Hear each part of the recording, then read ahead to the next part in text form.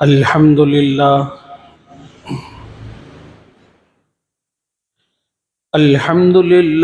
وکفى وسلام علی عباده الذین اصطفى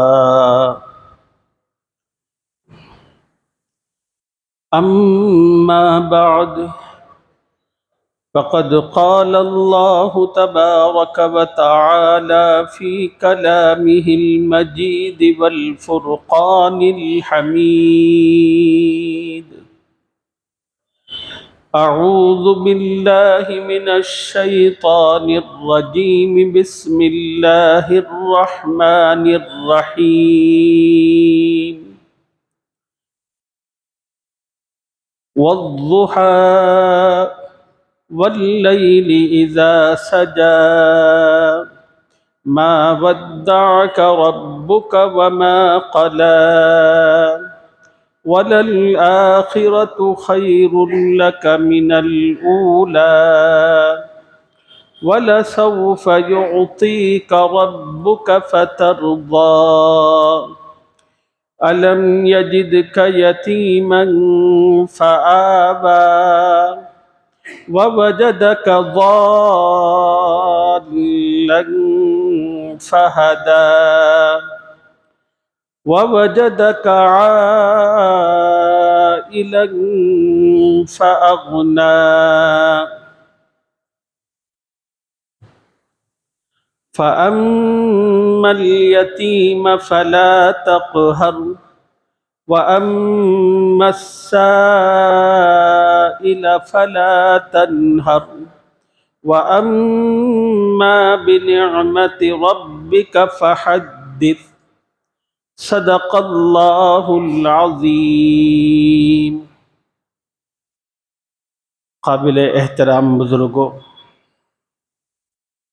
نوجوان ساتھیوں، دین کی بات عظمت و احترام سے سننے والی ماؤں اور بہنوں،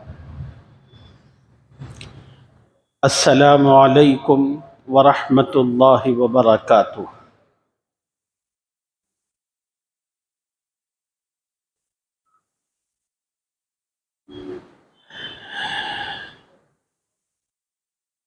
گزشتہ جمعہ میں سورۃ الضحیٰ سے متعلق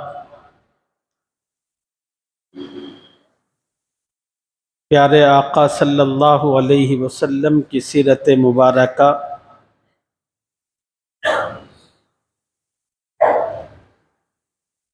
کچھ عرض کرنے کی کوشش کی گئی تھی۔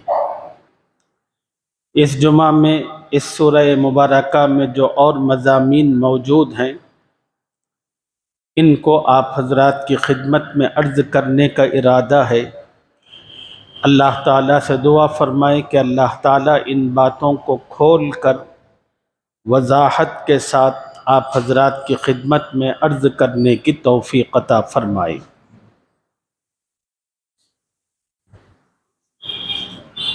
گزشتہ جمعہ میں جو باتیں میں نے عرض کی تھی ان میں ایک بات یہ تھی، سورۃ الضحیٰ اللہ تعالیٰ نے حضور اکرم صلی اللہ علیہ وسلم پر اس وقت نازل فرمائی جب آپ صلی اللہ علیہ وسلم پر کچھ وقفے تک وحی کا سلسلہ موقوف کیا گیا تھا، وحی آنے کا سلسلہ رک چکا تھا۔ اس کے نتیجے میں مکے کے تمام شرپسندوں نے حضور اکرم صلی اللہ علیہ وسلم کو ستانا، تکلیف دینا، آپ کے دل کو جلانا شروع کیا، یہ کہتے ہوئے کہ محمد صلی اللہ علیہ وسلم کو ان کے رب نے چھوڑ دیا۔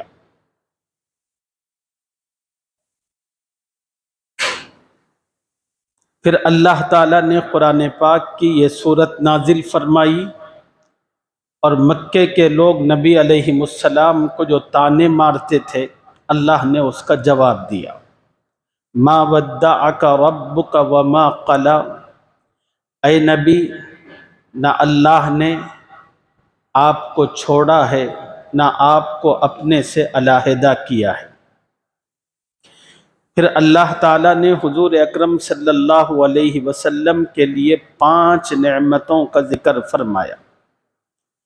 ان میں سے 2 نعمتیں وہ ہیں جو آخرت سے تعلق رکھتی ہیں، اور 3 نعمتیں اور احسانات وہ ہیں جو دنیا سے تعلق رکھتے ہیں۔ آخرت سے جو 2 نعمتیں متعلق ہیں ان کی کچھ تفصیل گزشتہ جمعہ میں نے آپ کی خدمت میں عرض کی تھی۔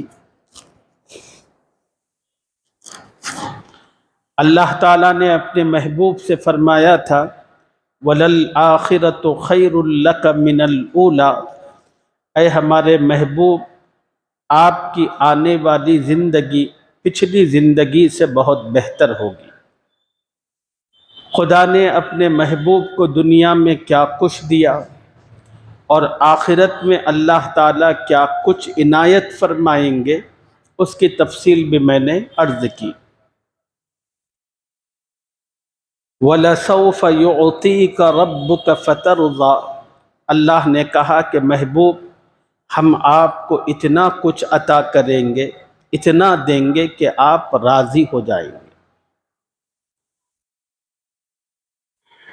حدیثوں میں آتا ہے نبی کریم صلی اللہ علیہ وسلم پر جب اللہ نے قرآن کی یہ آیت نازل فرمائی تو نبی علیہ السلام نے قسم کھا کر کہا اللہ کی، میں اس وقت تک اپنے رب سے راضی نہیں ہوں گا جب تک کہ میں اپنے آخری امتی کو جہنم سے نہ نکال لوں۔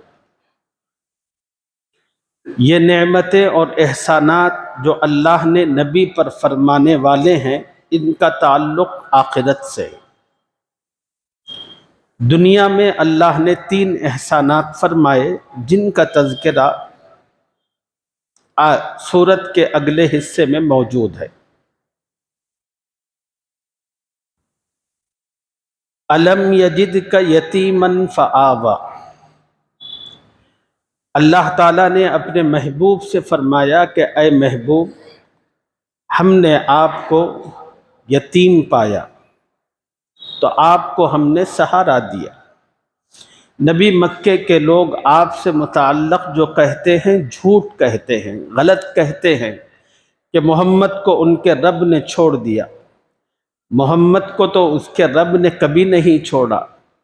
نبی جس وقت آپ بے سہارا تھے، نبی علیہ السلام کی دنیا میں تشریف آوری اس حال میں ہوئی کہ آپ کی آمد مبارک سے پہلے اللہ نے والد کو اپنے پاس بلا لیا۔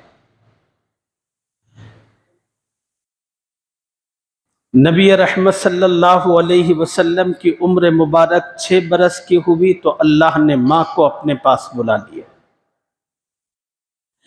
نبی علیہ السلام کی عمر مبارک 8 برس کی ہوئی تو اللہ نے دادا کو اپنے پاس بلا لیا۔ اللہ تعالیٰ نے زندگی کے ہر مرحلے میں اپنے محبوب کو سہارے دیے، مگر کسی سہارے کو مستقل رہنے نہیں دیا۔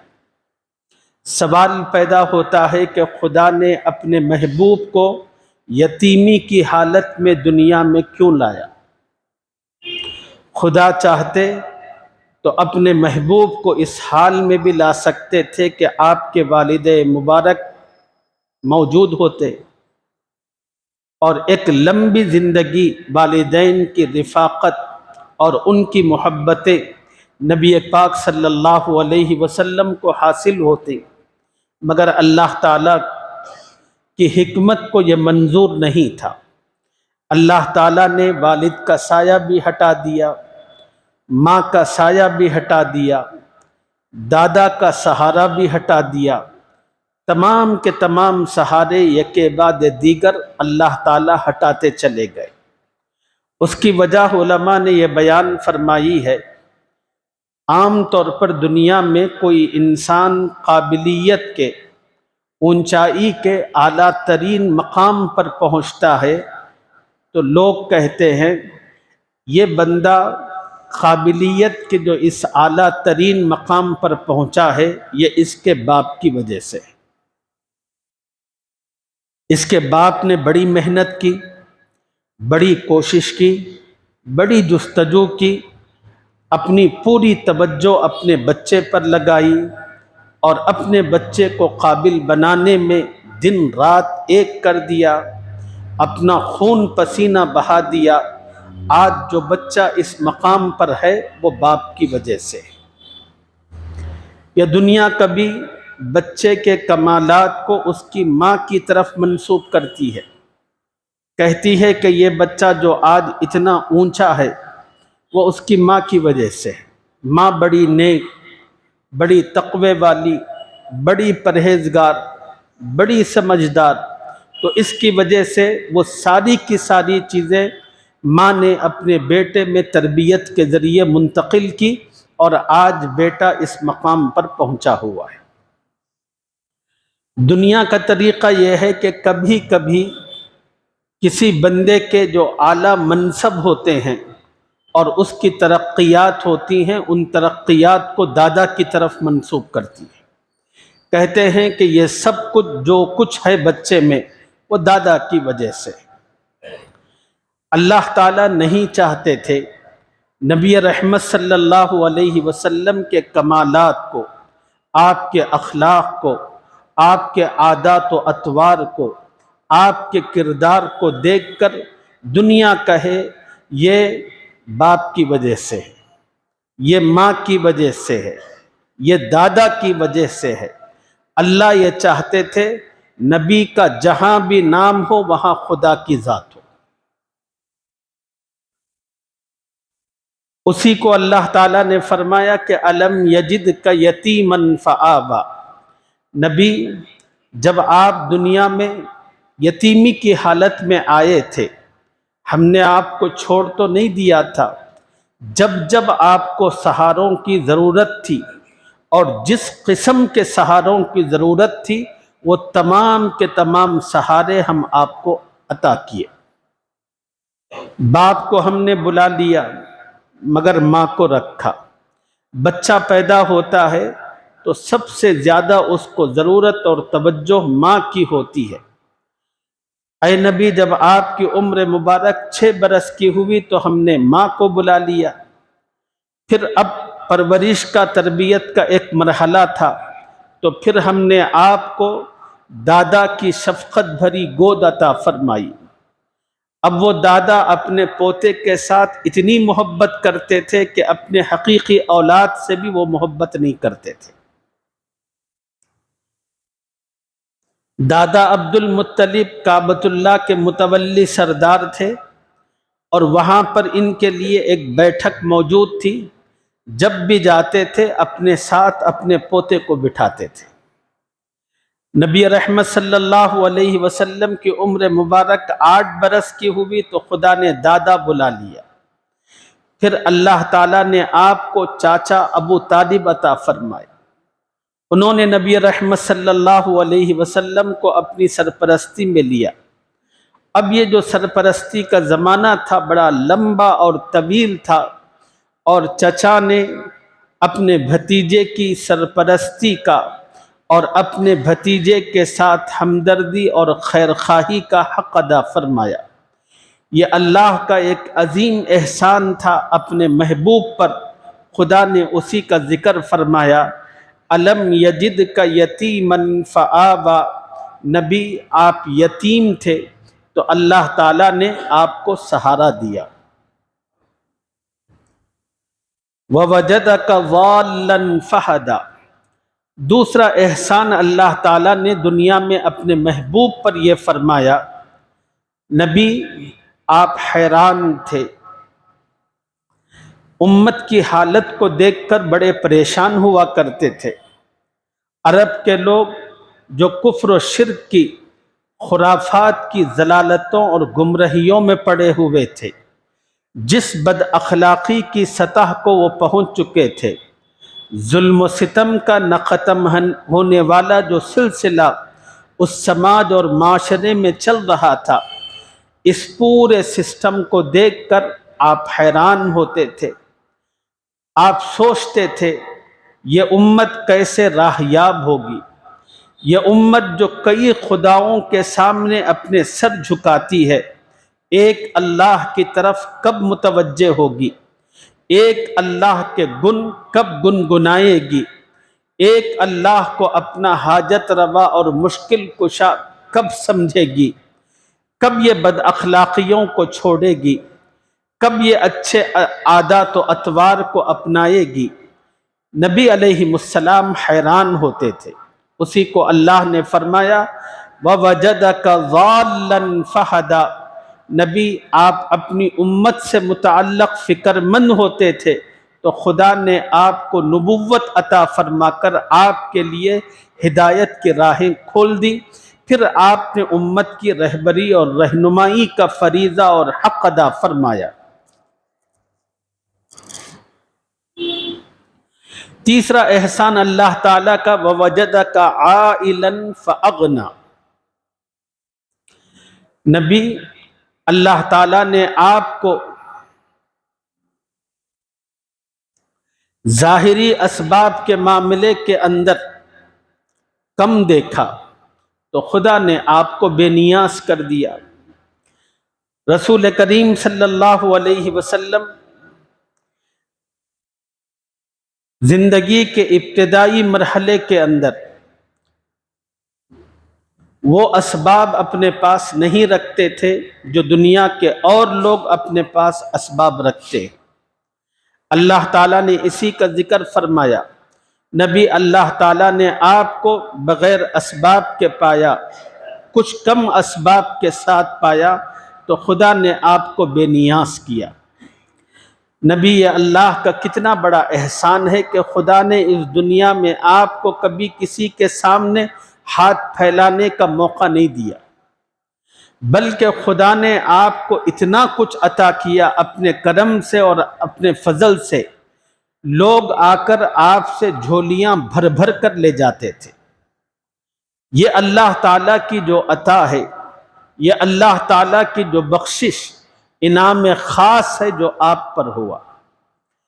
خدا کا انعام کس طرح ہوا؟ نبی علیہ السلام کی سرپرستی دادا کے بعد چچا کے حصے میں آئی، جو جس چچا کے حصے میں آئی وہ چچا دنیاوی حیثیت میں بہت کم تھے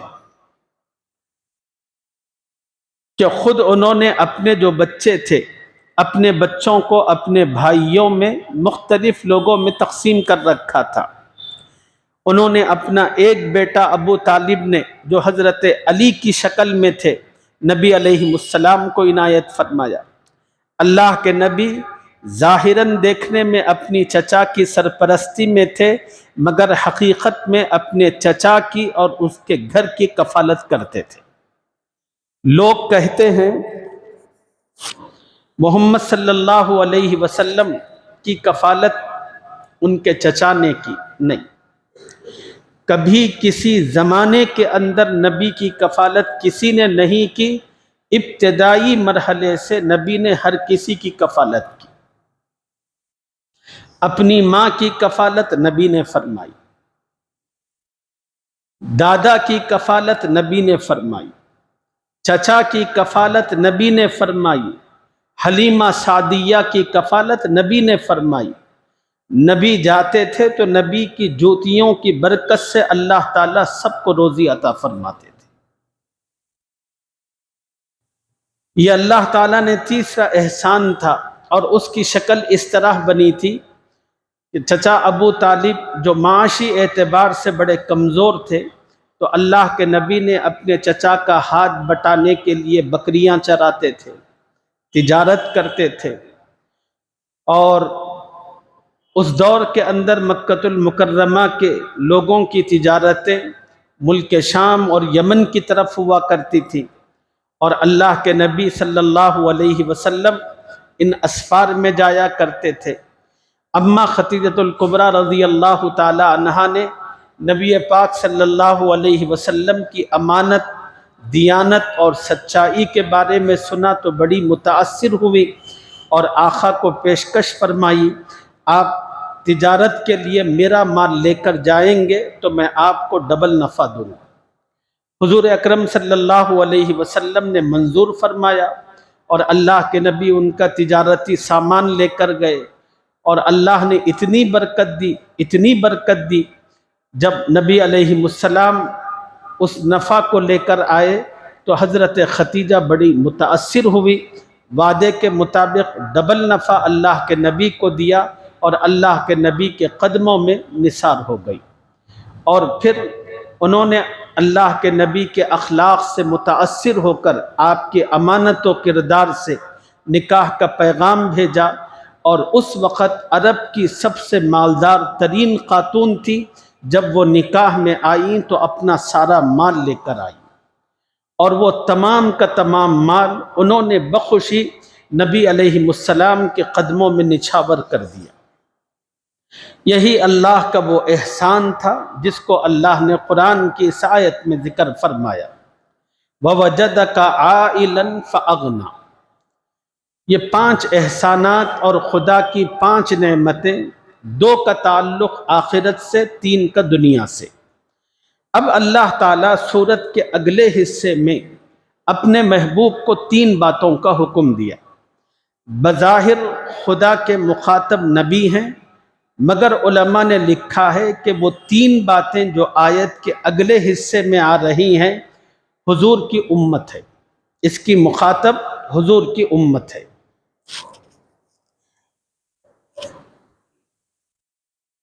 پہلا حکم اللہ کا، فَأَمَّا الْيَتِيمَ فَلَا تَقْهَرْ۔ اے نبی، یتیم کے ساتھ قہر مت کیجیے۔ فَأَمَّا الْيَتِيمَ فَلَا تَقْهَرْ، کیا مطلب ہے؟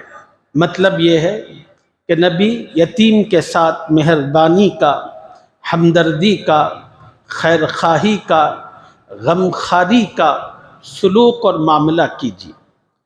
حضور اکرم صلی اللہ علیہ وسلم نے اپنی پوری زندگی اس کا خیال رکھا۔ قرآن مجید میں اللہ تعالیٰ نے یتیموں کے حقوق سے متعلق بڑی سخت ترین باتیں اپنے بندوں کو بتائی۔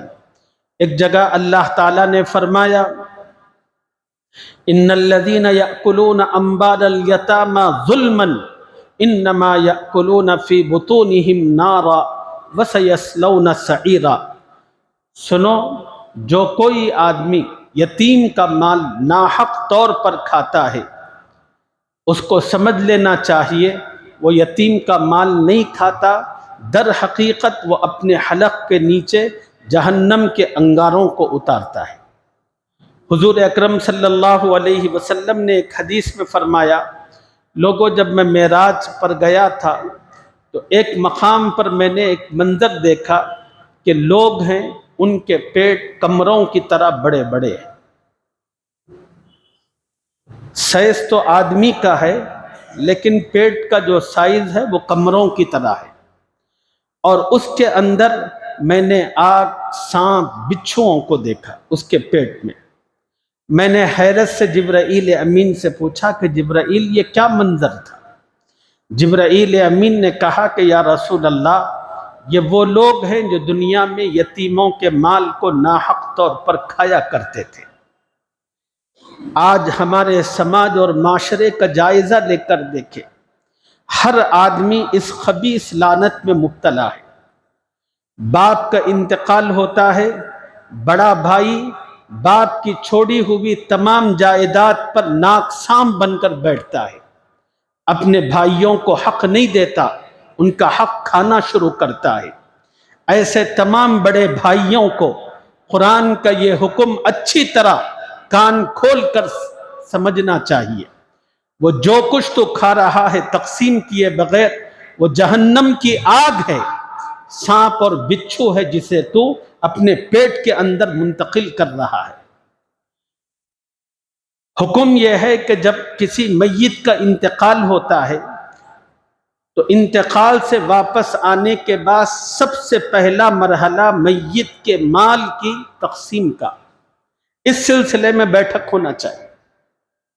میت نے کیا کچھ چھوڑا، کتنا مال چھوڑا، کتنے قرضے چھوڑے، پھر وہ تمام کے تمام اثاثوں کو جوڑ کر اس کی تقسیم، اس لیے کہ اس تقسیم کے بغیر اگر بڑا بھائی اپنا حکم چلاتا رہا اور اس پر دھیرے دھیرے قابض ہو کر بیٹھتا چلا گیا تو پھر وہ سب کا حرام پیسہ کھانے والا ہوگا، اور اللہ اور اس کے رسول اس کو اس کی کسی قسم کی اجازت فراہم نہیں کرتے، اور ایسے لوگوں کے لیے بربادی ہے اور سخت ترین پکڑ ہے۔ وراثت یہ اللہ کا ایک تحفہ ہوتا ہے لوگوں کے زندگی میں، کہ اللہ تعالیٰ بغیر محنت کے لوگوں کو مالدار بناتے ہیں وراثت کے ذریعے سے۔ اب اللہ تعالیٰ کا تحفہ کسی کی زندگی میں جو پہنچنے والا تھا اس کے لیے آپ رکاوٹ بن گئے۔ بہت ساری مرتبہ قرآن کے اس حکم پر عمل نہ کرنے کے نتیجے میں ہوتا یہ ہے، باپ کی جائیداد تقسیم نہیں ہوتی، اور تقسیم نہ ہونے کی وجہ سے بعض مرتبہ بھائی بھی دنیا سے کوئی بیٹا اور گزر جاتا ہے۔ جب وہ گزر جائے تو پھر اس کا حصہ ہی ختم ہو جاتا ہے۔ اس سب کا ذمہ دار کون ہے؟ اس سب کا ذمہ دار آپ کا لالچ ہے۔ اس لیے خدا کے حکم پر عمل کیجئے اور یتیم کے مال کو مت کھائیے، جو اللہ نے اپنے نبی کے واسطے سے اپنی امت کو جو سب سے پہلا حکم دیا، فَأَمَّا الْيَتِيمَ فَلَا تَقْهَرْ، یتیم کے ساتھ سلوک کس طرح کا ہونا چاہیے، نبی علیہ السلام نے اپنے عمل کے ذریعے اس کی کئی ایک مثالیں امت کو دی۔ نبی علیہ السلام نے ایک موقع پر اپنی امت کو فرمایا، لوگوں، سماج کا سب سے بہترین گھر وہ ہے جس میں کوئی کمزور اور یتیم موجود ہو اور اس گھر کے رہنے والے اس کے ساتھ اچھا سلوک کرتے۔ پھر نبی علیہ السلام نے فرمایا، سماج کا سب سے بدترین گھر وہ ہے جس میں کوئی یتیم موجود ہو اور اس گھر کے رہنے والے اس کے ساتھ برا سلوک کرتے ہو۔ نبی علیہ السلام نے ایک موقع پر ارشاد فرمایا، لوگوں، یتیم اگر سامنے موجود ہو تو باپ کو چاہیے کہ اپنے بیٹے کے ساتھ شفقت کا مظاہرہ نہ کرے، اس کے ساتھ محبت مت کرے۔ کیوں؟ اگر وہ اپنے بیٹے سے محبت کرے گا، یتیم کے دل پر ایک قیامت گزر جائے گی، اس کو اپنا باپ یاد آئے گا، وہ کہے گا کہ ہائے اللہ، آپ نے میرا باپ لے لیا، آج مجھ سے محبت کرنے والا کوئی ہے نہیں، آپ نے کیوں لیا میرے باپ کو؟ کہیں ایسا نہ ہو کہ اس کی ہائے آپ کے گھر کو اجاڑ نہ دے۔ اس لیے نبی نے فرمایا کہ لوگوں، یتیم کے سامنے اپنے بچے سے بہت زیادہ محبت مت کرو۔ ایک عجیب واقعہ سیرت نگاروں نے اپنی کتابوں میں لکھا ہے، ایک صحابی تھے، ان کا بیٹا گم ہو گیا، 3 دن تلاش کرتے رہے، ان کو بیٹا ہی نہیں ملا۔ اب وہ اپنے بیٹے سے، ظاہر سی بات ہے کہ ماں باپ کو اپنی اولاد سے بڑی محبت ہوتی ہے، تو نبی صلی اللہ علیہ وسلم کے پاس وہ صحابی آئے اور آ کر کہا کہ یا رسول اللہ، میرا بیٹا گم ہو چکا ہے، دعا فرما دے، اللہ مجھے میرا بیٹا ملا دے۔ نبی علیہ السلام نے صحابہ سے بھی فرمایا، دعا بھی فرما دی۔ 3 دن کی بات تھی، ماں باپ پر وہ 3 دن کس طرح گزرے ہوں گے آپ تصور کیجئے۔ اللہ کے نبی کی مجلس لگی ہوئی تھی، ایک اور صحابی آئے، آ کر انہوں نے کہا کہ یا رسول اللہ، ان صاحب کا بیٹا فلاں میدان میں موجود ہے، بچوں کے ساتھ کھیل رہا ہے، میں اس کو ابھی آتے ہوئے دیکھ کر آ رہا ہوں۔ اب وہ جو صحابی تھے جن کا بیٹا 3 دن سے گما ہوا تھا، ماں باپ نے اپنے لیے کھانے کا دانہ تک اپنے آپ پر حرام کر رکھا تھا، بچے کی جدائی میں روتے روتے ان کی حالت بری ہو چکی تھی، انہوں نے یہ سمجھا تو اٹھے اور دوڑ لگانا شروع کی۔ اللہ کے نبی نے فوراً ان کو بلایا، ان کو بلا کر کہا ادھر آؤ۔ پھر اللہ کے نبی نے ان سے کہا، دیکھو اب تم میدان میں جاؤ گے، جا کر بہت زیادہ محبت کے ساتھ اپنے بیٹے کو مت بلانا، مجھے پتا ہے کہ تمہارا بیٹا 3 دن کا کھویا ہوا ہے، تمہارے دل میں بڑی بے قراری ہے، لہجے میں نرم پن بھی ہے، اب تم بڑی بے قراری کے ساتھ اپنے بیٹے کو بلاؤ گے، وہاں کئی یتیم بچے بھی موجود ہوں گے، ان کا دل دکھے گا۔ اللہ کے نبی نے ان سے کہا اتنی محبت کا مظاہرہ مت کرو کہ جس کے نتیجے میں اور بچوں کا دل دکھے، ان کو اپنے ماں باپ یاد آئے۔ اللہ کے نبی نے کہا کہ نارمل طریقے پر، نارمل وے میں جاؤ، اپنے بچے کو لو، اب اپنے گھر لے جا کر اپنے بچے کو جتنا چومنا ہے، جتنا پیار کرنا ہے پیار کر لو، اور بچوں کے سامنے اس طرح کا مظاہرہ مت کرو۔ نبی علیہ الصلوۃ والتسلیم نے ایک اور حدیث میں فرمایا کہ لوگوں، جو آدمی دنیا کے اندر یتیم کی صحیح معنوں میں کفالت کرتا ہے، وہ اور میں جنت میں اس طرح ہوں گے۔ یہ بڑی خوشخبری ہے گھر کے ان بڑے بیٹوں کے لیے جو باپ کے انتقال کے بعد سرپرست بنے ہوئے ہیں۔ وہ اس حدیث پر عمل کر کے نبی کی اس بات کو عملی جامہ پہنا کر جنت میں نبی کی قربت اور معیت حاصل کر سکتے ہیں۔ نبی نے فرمایا کہ یتیم کی کفالت کرنے والا، خوش دلی کے ساتھ ان کے حقوق ادا کرنے والا اور ان کے ساتھ بہتر سلوک کرنے والا، وہ اور میں جنت میں اس طرح ہوں گے۔ اور نبی علیہ السلام کا پریکٹیکل عمل کس طرح کا تھا؟ عید کا موقع تھا، اللہ کے نبی تیاری کے ساتھ حضرات حسنین کو اپنے کندھوں پر بٹھا کر عیدگاہ کی طرف روانہ ہو رہے تھے۔ راستے میں ایک میدان آیا جہاں بہت سارے چھوٹے بچے موجود تھے اور سب کے سب کھیل کود رہے تھے۔ اللہ کے نبی وہاں قریب پہنچے تو دیکھا کہ ان بچوں میں ایک بچہ ایسا بھی تھا جس کے کپڑے میلے کچیلے تھے، جو نہ پانی نہایا ہوا تھا، جس کے چہرے پر دھول اٹی ہوئی تھی۔ اللہ کے نبی نے دیکھا کہ وہ آنسوؤں سے تر ہو کر رو رہا ہے۔ اللہ کے نبی قریب پہنچے اور اس بچے سے کہا، بیٹا کیوں روتے ہو؟ پھر اللہ کے نبی نے کہا کہ بیٹا تمہیں پتہ نہیں آج عید کا دن ہے، اللہ کا حکم ہے نہانا اور اچھے صاف ستھرے کپڑے پہننا، تم نے اب تک نہایا کیوں نہیں؟ اللہ کے نبی نے جب شفقت سے پوچھا، وہ بچہ اور ہچکیوں سے رونے لگا، کہنے لگا کہ یا رسول اللہ میں کیا کروں؟ یا جتنے میرے دوست تھے سب کے ماں باپ موجود ہیں اور سب کے ماں باپوں نے اپنے اپنے بچوں کو نہلایا، انہیں کپڑے پہنائے، یا رسول اللہ میرا کوئی باپ نہیں ہے، پچھلے سال بدر میں میرا باپ شہید ہو چکا ہے، میرے لیے کوئی کپڑے لانے والا نہیں ہے۔ اے اللہ کے نبی اس لیے میں آج اس حال اور کیفیت میں ہوں۔ اللہ کے نبی کا دل پسیج گیا۔ اللہ کے نبی نے اپنے کندھوں سے شہزادوں کو اتارا اور اتر کر اس بچے کے سر پر ہاتھ رکھا شفقت سے۔ وہ بچہ اللہ کے نبی کے ہاتھ رکھنے کے بعد اس کی سسکیاں، اس کے آنسو دھیرے دھیرے تھمنے لگے۔ پھر اللہ کے نبی نے اپنی امت کو ایک سبق دیا، کہا کہ جو آدمی کسی یتیم کے سر پر شفقت اور محبت سے ہاتھ رکھے گا، اس کے ہاتھ کے نیچے جتنے بال ہوں گے اللہ اتنی نیکیاں اس کو عطا فرمائیں گے۔ پھر اللہ کے نبی نے اس بچے کو اٹھایا اور اپنے ساتھ واپس گھر لائے اور اماں عائشہ سے کہا کہ عائشہ پانی گرم کر دو، آؤ اس بچے کو نہلاتے ہیں۔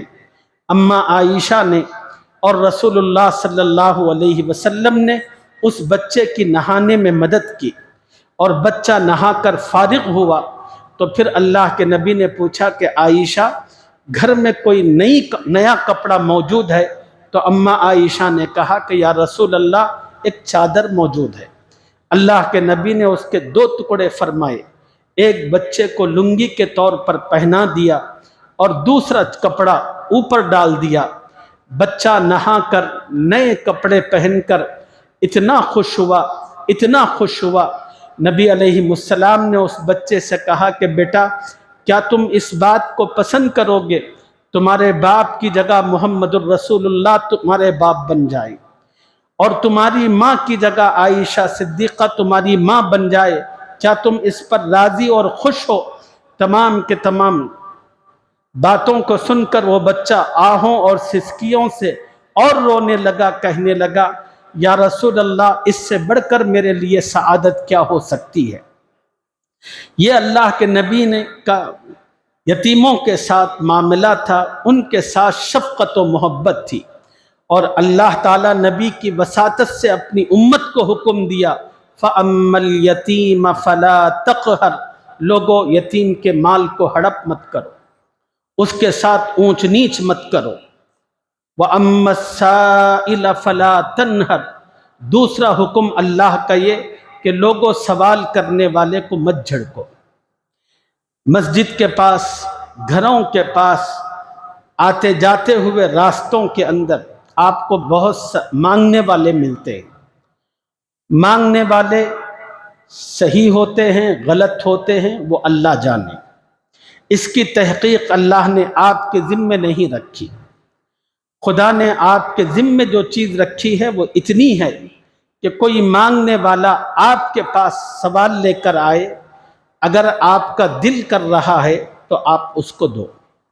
اگر آپ دلی کیفیت سے مطمئن نہیں ہیں، اس کے ظاہری حال کو دیکھ کر آپ مت دو، تانے مت مارو، ہٹا کٹا ہے، مزڈنڈا ہے، تو کما سکتا ہے، تو فلاں کر سکتا ہے، یہ مشورے دینے کی آپ کو ضرورت نہیں، یہ اللہ کہہ رہے ہیں وَأَمَّا السَّائِلَ فَلَا تَنْهَرْ۔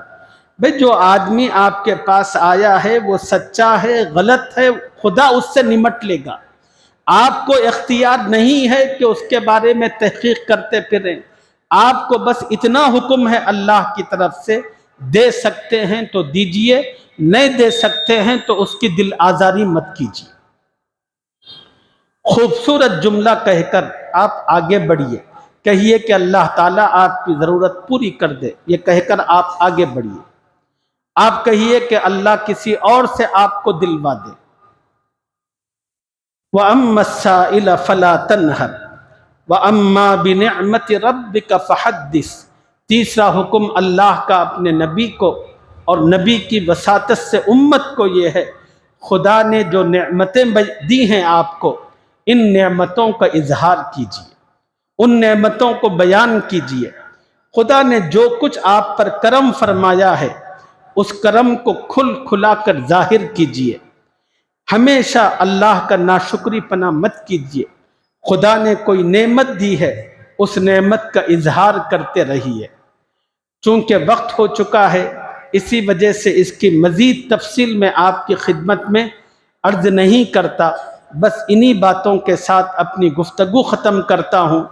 اس سورہ مبارکہ میں اللہ نے جو 3 احکام نبی کو، نبی کی وساطت سے اپنی امت کو جو دیے ہیں موجودہ سماج کے اندر، اس میں جو ہم سے غفلت اور کوتاہیاں ہو رہی ہیں، اللہ تعالیٰ ان کوتاہیوں پر قابو پانے اور اس غفلت سے باہر نکلنے کی اپنے کرم سے مجھے اور آپ سب کو اور ساری امت مسلمہ کو توفیق اور سعادت عطا فرمائے۔ وما علینا الا البلاغ وآخر دعوانا ان الحمد للہ رب العالمین۔